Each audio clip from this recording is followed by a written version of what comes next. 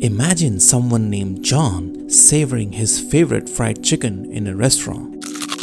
As John bites through the seasoned crunchy coating, the fragrant juices gush in, drenching the seasoning along and transporting his senses to a familiar place that he absolutely loves.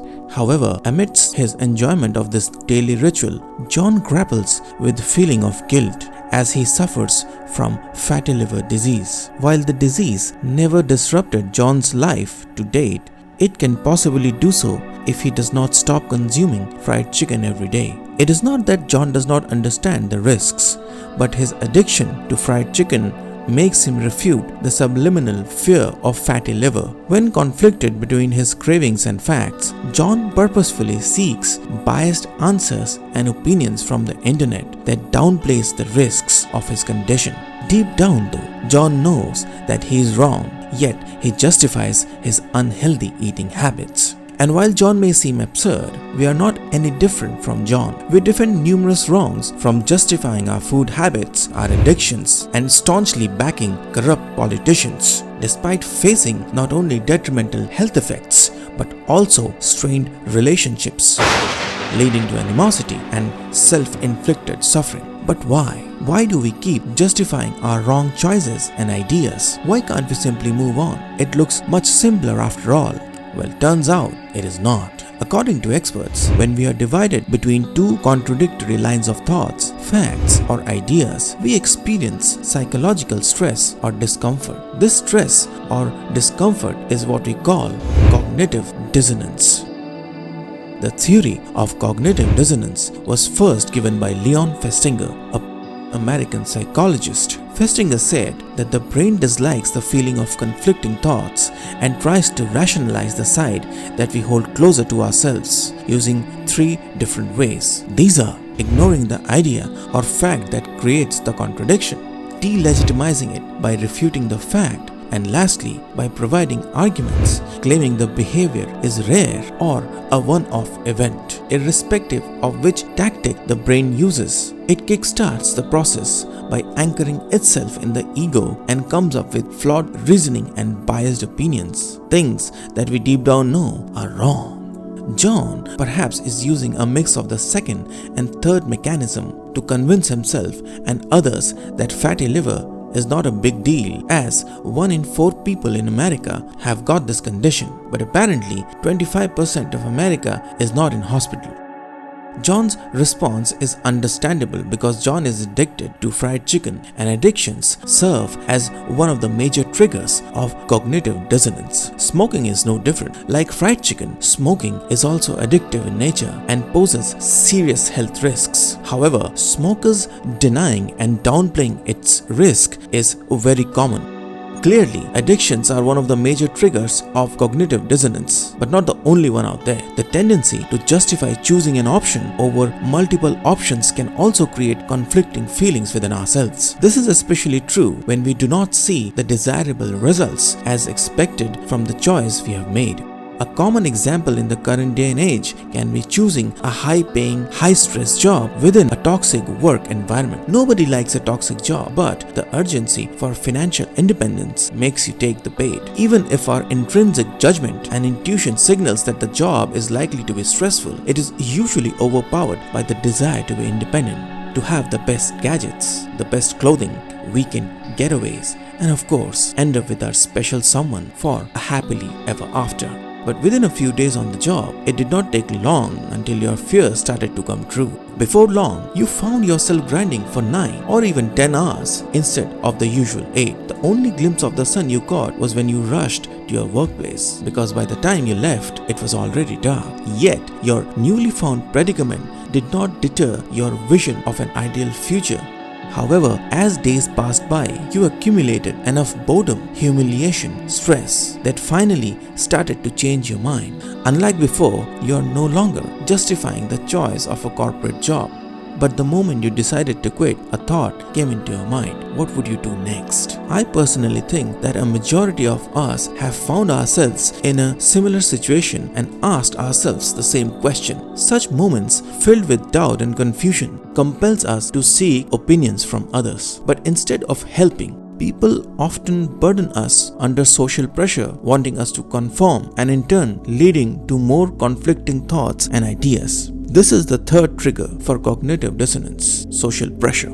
It may be hard to accept, but when we seek opinions from others, what we are really seeking is consolation or a few words of encouragement, perhaps words that give us courage to step into the unknown. If you are an individual, receiving resistance should not be surprising, because society at large, after all, is a crowd and a herd. The collective experience of a crowd around anything tends towards the law of averages: safe, predictable, but uninspiring. Their tendency cannot be anything far from ordinary and rational. Contrary to the crowd, an individual is unique, who has traveled through a unique life path and accumulated unique experiences. Hence, it is extremely difficult for a crowd to come to terms with the decision an individual is making.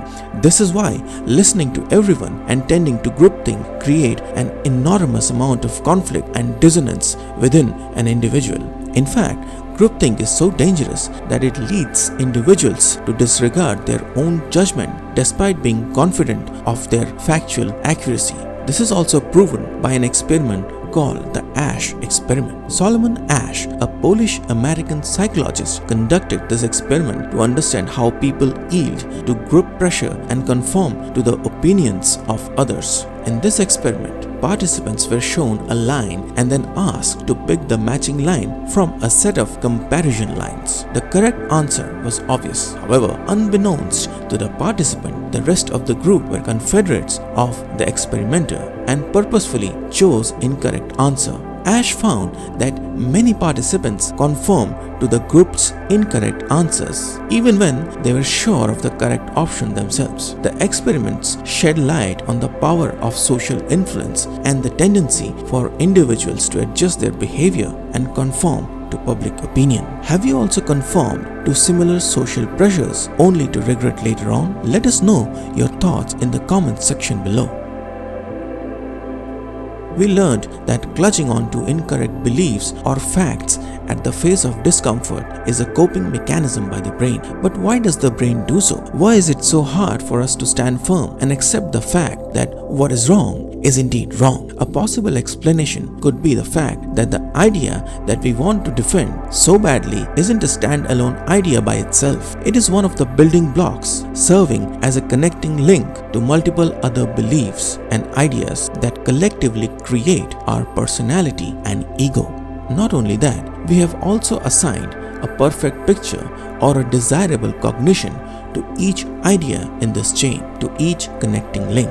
When one idea or belief is challenged, the entire projection crumbles, and along with that, our entire identity of what we believe or project ourselves to be. It is at this moment the ego fights back and fends off criticism to protect us from feeling any type of guilt.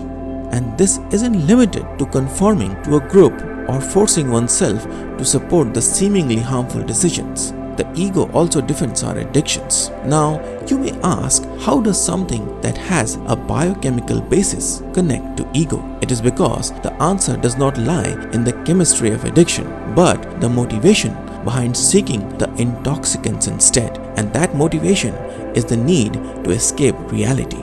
Addictions are the easiest way to escape reality, be it smoking, drinking, or drugs. All of them momentarily helps the brain escape the discomfort born out of cognitive dissonance. Escapism leaves the ego unbothered, allowing it to cling to false beliefs, preserve the false self-identity, and perpetually make you justify things that are wrong.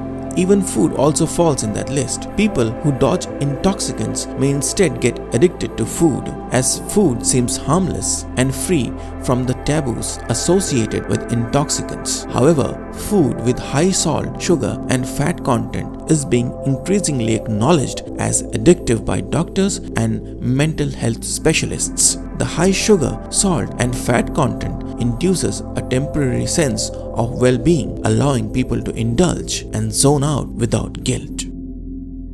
Correcting cognitive dissonance mainly includes correcting thought patterns, generating new positive thoughts, and getting rid of emotional reasoning. Emotional reasoning is a condition of being influenced by your emotions so strongly you assume that they are objective truth.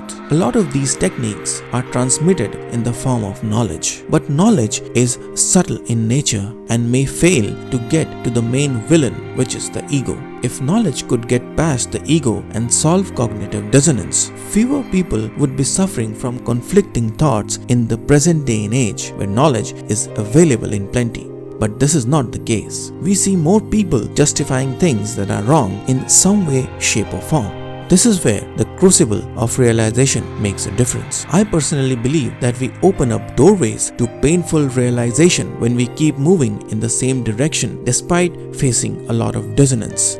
Realization may enter our lives through life-threatening diseases, a colossal loss in the form of a death, or a combination of multiple setbacks all at once. Unlike knowledge, the intensity of the pain from an episode of realization has the power to penetrate the ego, crumble the faulty projection, and compel us to develop a new perspective. Realization delivers permanent results because it forces us to be considerate to the other side of the argument and overall rationalize the entire picture. This is when new and practical cognitions are slowly formed while replacing the older ones we created out of fear, the ones that kept us drowning in cognitive dissonance and made us justify things that we always knew were wrong. And while an episode of realization can turn our lives upside down, leaving us with a colossal and irreversible loss, it becomes a transformative and defining phase in our journey. A permanent change that requires no justification for rectifying what is wrong. A change that does not derive from conflicting values or fear anymore. A change towards self-awareness and self-acceptance. A permanent change to step towards true freedom. Please like, share and subscribe if you love the content. Also, do not forget to share your personal experience on facing conflicting thoughts and rectifying cognitive dissonance.